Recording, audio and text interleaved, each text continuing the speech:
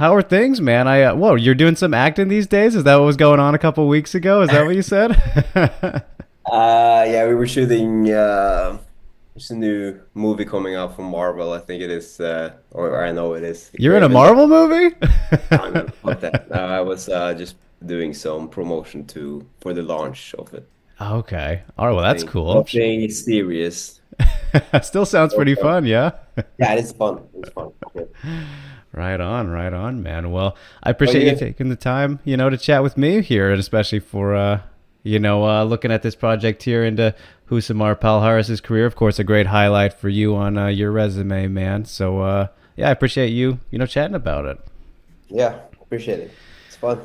Oh It's a yeah, fun of thing to course, talk man. about. So I'm really fascinated about just kind of, I've been talking to everybody for this, and so I think you're the second person. I talked to Mike Pierce already, and so I want to start off with you, man. Like, of course, everybody knows the thing with Husmar Palar. So when you were going into the fight, it's like, you don't want to get leg locked, all this kind of thing. So I'm curious for you, man. You got him like at the point of his career where had already been to the UFC, what was coming in after the World Series, and we'd seen all these instances of what he's capable of, and maybe some not so good things that he would do. Yeah. What was, I guess, the fear of his leg lock like going into the fight, or was there fear of him not letting go of submissions if you did get caught? What was kind of the mental aspects for you knowing what his history was like going into the fight with him? Yeah, that's a big question to a big answer. It's I think that the main reason why I got the fight and the main reason I won the fight is that my mentality for it was, I was young and up and coming, but I also had limited amount of time to pursue this career, and I'm I really truly honestly like I put in so much work in getting fights and also getting the right fights. And we will always like the MMA wasn't never legalized in Norway and still isn't, which is one of the very few countries, North Korea and I think Cuba even gave after, Yeah. came along to legalize it. Anyway, so it was hard for us, it was really hard for us to get matching, to get the opportunities, to get, the big shots. And uh, uh, I remember, yeah, I remember it very very well. I remember Jack Hermanson, which is a teammate of mine. He, Mhm. he came into the locker room after the practice and was like, "Hey man, like I got a fight on Venator FC. Never heard of it. It's have been one show before, but they're really ramping up some big names, and Polaris is one of them." And I was like, "Polaris, that's familiar." And he looks at, like it's always like a pecking line in all of the gyms, and I was pretty new at the time, I only been a professional fighter for 4 years. And he looks over to Simeon Thoresen, which is the first guy from Norway to win an MMA fight, or like to win an UFC fight. And he looks at him like, and he was just got released from his contract, and he goes, "Hey Simeon, do you want him?" I'm like, "Fuck that! Like, I care too much about my knees to Right. fight that guy." I was like, "Wait, like UFC Polaris, like the leg locker Polaris?" Like, yeah, like fuck, give it to me. Like this is it. All I could see was a big golden ticket to the UFC. Because there's like, even if you, let's say, played it as safe as you could Mhm. in the sport, which is pretty not safe, and then let's say I rack up four more wins, and then maybe I got a possible shot at getting into the UFC if they like me, Mhm. if the timing is right, if everything. But I knew that he didn't he didn't got kicked out of he didn't get kicked out from the UFC from losing, Right. out for cheating and holding on to submissions. He was a liner, World Series of Fighting champ. Like he had a long list. Like he was. I'm not saying he was at his peak, but he was definitely like on top of his career. Right. With a long trace of victories over really fucking good guys. So all I can see was just like, this is it. This is my moment. Let's go for it. And yeah, I just called up the matchmaker. Luckily, he heard my name before, and there was a bunch of legal actions at the time. He didn't. He was not allowed to fight in the U.S. So he's like, we gotta try and sort this out. I don't think legal actions can follow us to Europe, so that's why he can fight over here. No, no, no, no. And then, yeah, slowly but steadily, Polaris team accepted me as an opponent, and then that was a big win. And then the second was, that the legal action would sort itself out, like because they couldn't follow. So yeah, that was like to what you actually asked about was all I could see was a huge opportunity. I knew he had a very one-dimensional game. Like if he would stand and strike with me, I'm also gonna say I would beat him into a pulp, but that would definitely increase my chances. Hmm. I could see the longer the rounds went, or the more rounds, the more time in the octagon he spent, the more tired, the more sloppy he gets. I was at that time a very high conditioned athlete. Like I thrived in like round three, four, five. So and there was a 5 round fight. So a lot of things went in my favor. And then also he being the old lion, me being the young and young and hungry. I turned every stone, called every grappling specialist, all the heel hookers from the past. We drilled and drilled and drilled. That if push come to shove, we wouldn't get caught in the first one. And I'm not gonna say that I would out grapple him if it happened, but I would definitely have a solid defense for it. But the main focus was, of course, just because since he was so one-dimensional, if I do what I'm supposed to do, I knew in my heart that I could win it. So I remember also all of the headlines, from MMA fighting, from BJJ News, from all of the like international ones, which was big for me. Hmm. It was like Polaris gonna fight this random dude from Norway. and and the media blew up in Norway, which was cool because it was under the radar because it was not legalized yet, and they didn't have any good profiles to follow. So but it blew up because it was a highly ranked. I think it was MMA Matrix type of ranking, like three in the world, Hmm. like liner, blah blah blah. So it was a huge matchup for me. And then all of the headlines was just like all the reporters and the experts and all of this and this, like, oh, but this could be career ending, this could be this and this, and if he grabs his leg, if he does this, if he does that.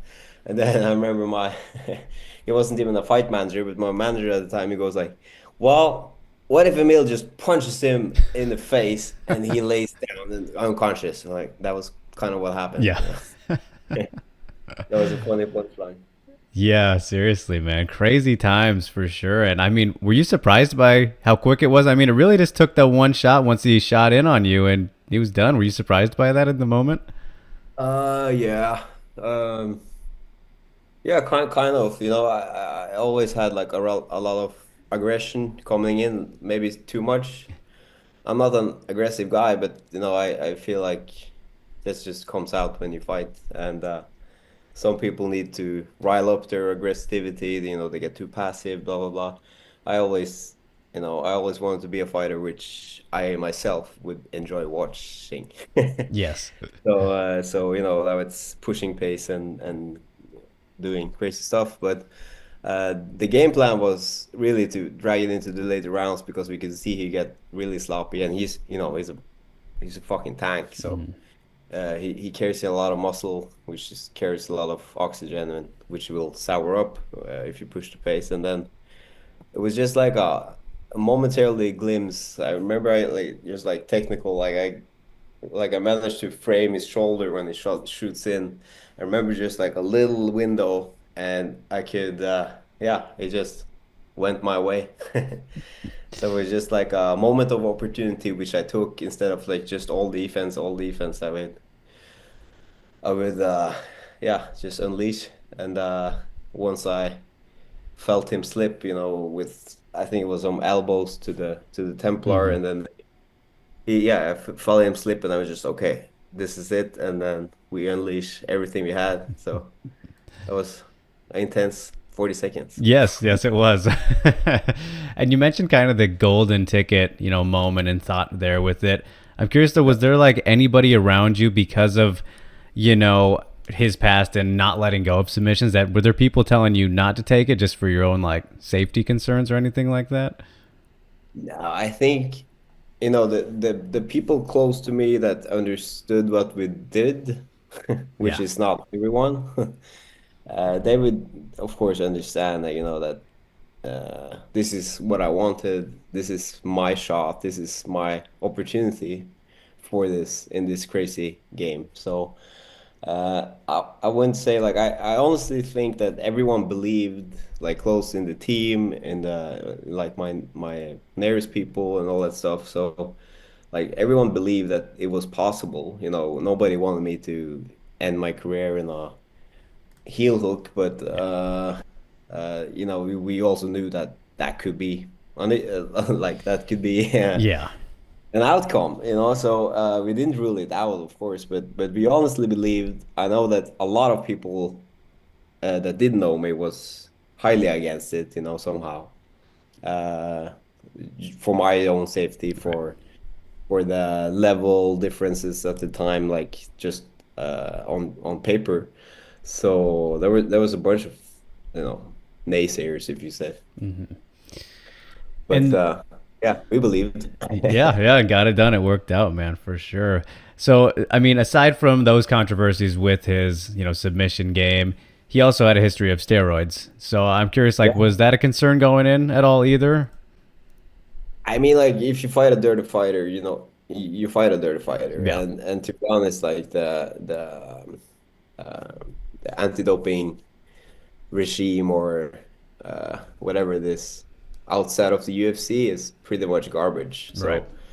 So, it says on contract. I honestly swear to life, like I've never been tested outside of the UFC in my entire life. So, uh, you knew that, people would use it, different countries, different cultures. So that's just kind of, it's weird to say, but it's kind of part of the game uh, that nobody really wants to address, and because it costs money Right. and it's already too little money at the time, at least in the MMA industry, and probably is still today. But so that was kind of our least of concerns Right. about his. It was more it was more losing a knee or all the other stuff. Yeah. Well, in that case, you're probably just expecting everybody is then, right? Yeah, but I'm not gonna say like Nick D is like everybody's on Yeah, steroids, but yeah. a lot of people definitely were, and I fought in Poland a couple of times. The people were fucking jacked, and uh, and I'm not gonna say anything against it, but that's just how it was, and then yeah, I knew that you could fucking look. I remember he had a grappling match. It was never. I don't think he was, but I don't think he was ever active on social media or anything like that, or like real active. He would post pictures now and then, but I remember watching him like just, I fucking no, don't know, like 6 weeks out or something like that, 8 weeks, can't remember. Like pretty close upon our fight, he posted or there was a grappling match between him and Yeah. Gary Tolman, and the size of He this looks like a fucking man, light heavyweight. I know what you're talking about. yeah, I have no idea. Like I was just like, he's never gonna make weight, Yeah. like never. You're like more worried about that. Yeah, like he was huge, but hmm that's just the Brazilian diet, I guess. Yeah, yeah. That was definitely crazy stuff. But I beat a meal, man. For you though, like you retired somewhat recently still, right? What was it? Has it been 2 years now? Has it already been that long? Here since yeah, the MMA retirement, and I had Yeah. a little I would say comeback in the boxing ring here in Norway, just to get one fight on Norwegian soil before I die. Oh, there we go, man. Well, what kind of led to the MMA retirement though? Went out on a win, but what was kind of what led to that? A lot of things, I would say. But yeah, you devoted your whole life, like your whole adult life, as long as I remember, to just to yourself and to your achievements and to yeah, you really I was a serious athlete, so I really yeah, really put everything I had into it. It's like it's a saying like we used to say to each other, yeah, it's easy. Hmm. It just costs everything you have, and everything you have is everything you have to give. And if you're not on top of your game in this sport, is huge consequences. It's not like skiing, like which is big in Norway, but it's not like any other sport. Maybe like except boxing and other combat sports, but it's really different. Like the consequences of unprepared fight camp or like a shitty performance or whatever it is, like it's really, really detrimental to your health. So it's yeah, it came to a point in time where I think it was 34, yeah, 34 at the time. I knew that, athletes peak around 30, 28, 32, something like that. So let's say I was physically over my peak. I had probably a million injuries that I still have, but like, all things that we could work with. But I knew that it really would cost me a lot to really improve, still keep improving. It's like if you are a beginner at anything, it's very easy because all you have to do is the same thing over again and you will get better. The Yeah. first time you do an interview is most definitely gonna do better the next time because you practice Yep. and you suck at Repetitions. Yeah. the beginning. And then at a certain level, we really fought. I really fought like some of the best guys in the world, and with the resources and the time spent and all of the things that I really needed to both, MMA is a weird sport because it's like really voluntarily up till a point until you make Right. real Right. money. Right. It's just like you ask the boys, I got this fight. Can you come with me? I'll cover your flight. I don't have much else to give, but you know what I mean. So Hmm. it's really up until a high level, like top 10 in the world, like honestly. And it's, but yeah, long story short, it's like uh, I went at it like one last time with the last win, and I really like because I had one fight before that after the UFC, Hmm. which it went horribly. Like I did everything I could. I had a kid. Like I couldn't. I slept probably 4 or 5 hours a night. Which is like it just No felt like good. you were back in the amateur days, but you used to work night time to cover your bills, right? Hmm. And yeah, it really felt horrible. And I was like, okay, either I retire now or I do this one last time and I do it well. So I sorry, just gonna turn off the All phone. There we good. All go. good. And yeah, so the amount of money you had to make to kind of both get what you wanted Hmm. in terms of resources, in terms of coaches, in terms of follow-ups and all that stuff, and the amount you want to pay them, honestly, like because there's a limit to volunteer work, I would Right. say. And then also that I really and truly always respected that this is not forever. I knew that I wanted to see how good I could get, and I think I really went for it, and probably came out one of like the best versions that I could come out. And then at the same time, you knew that you really fucking shit. Sorry, you really know that. How do you turn off this stuff? And Uh, some notifications. don't disturb. It used to say, okay. Yeah. And yeah, because you've seen so many legends, on the original cards, getting pulled back into the game with a Yep. huge paycheck just to get beat by an up-and-coming fighter.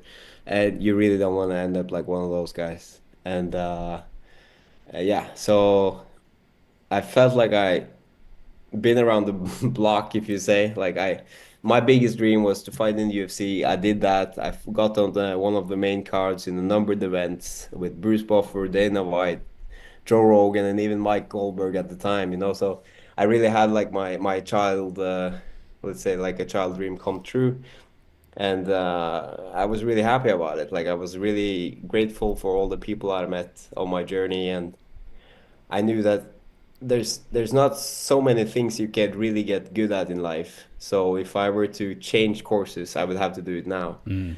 Unless I would always be like the fighter who went on fighting for too long. And yeah, so all in all, like I had a kid, I really wanted to be there for him. He turned, I think, it's like 3 years old that year.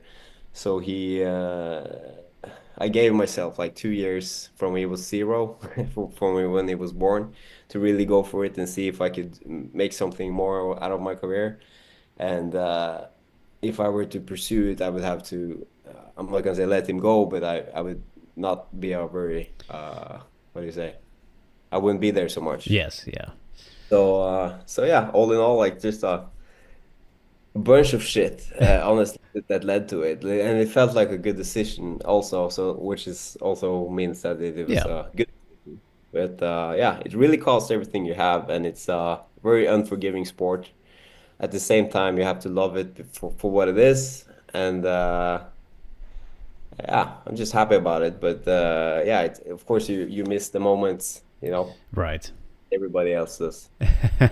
For sure, man. Well, we remember him for sure. It was a great career, man. You gave us a lot of things to remember, and as long as you're happy with it, like you said, that's what matters most, man. So I'm Yeah, glad to thank you. I hear that. appreciate that. But I mean, in terms of the proudest victory, Emil, would you say it was the Polaris win or something else? Does something else stand out as the proudest victory in your career?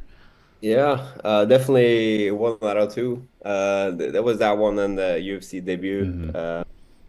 Those two were truly, yeah, truly unique and magical moments where you just everything was, uh, well, everything was right, I would say. It was just the Polaris was probably the most uh, emotions around, and the UFC was more the more fun one, I would Right. say. Because you were just like fucking, Here you we enter are. the, yeah, here we fucking are. And then for some reason, because I think also because I fought Polaris and he was a former UFC fighter, Hmm. and like I said before, he did good, and you felt like you belonged there. You Hmm. earned your shot. And the UFC has changed a lot since 2016, Yeah. both because of COVID and both because they're expanding so much, and they have so many shows and so many fights, and the exclusivity of being a UFC fighter is not as big as it once was. And yeah, now you see former UFC fighters all over the place, like in yeah, so many places. And then I don't know, there was something special about that time, with the Conor McGregor rise, Yeah. everything on the rise, and then yeah, it looked like a bright future for the sport, and really like an exclusive contract, if you say. Hmm. Like it was not so many people who truly could say that they deserved a shot there, because and that was also one of the reasons I took the fight, because that was my golden ticket and all that, because I knew that there were so many fighters out there, so many that could have earned their way in, Hmm. like it could easily have been signed with the UFC based on their skill, based on this and this. But the UFC, you have to give a good reason for that they want you. So that was my reason. So I felt like I gave it to. Oh yeah, definitely did, man. And the 2010s were a special time in MMA. Now you're getting me all reflected on that. So it was a great time, man. But yeah, just crazy stuff, Emil. But I don't want to leave you too much longer here, man. So I appreciate you taking the time, brother. It was great getting to catch up with you and Yeah, go you too, go man. down memory lane a little bit. I always like doing this kind of Yeah, thing it's with fun. It's fighters. fun. It's been a So fucking ages. yeah, right. It doesn't seem like it, but it's been almost 10 years, so Yeah, crazy. seriously, man, that is wild to think about. But well, I wish you the best of luck with things, man. With Thank you. the acting and what the boxing match you said coming up there. Fingers crossed we can get that happening. That'd be cool. So just thanks Yeah, so I much already again. done it. I did it Yeah. in September. Yeah. All right, there we go. Now I'm done. Now I'm all done and Okay, there done. it is. All Appreciate right, it man. anyway. But I'll let you get on with the rest of your day, man. Thanks so much. Thank you.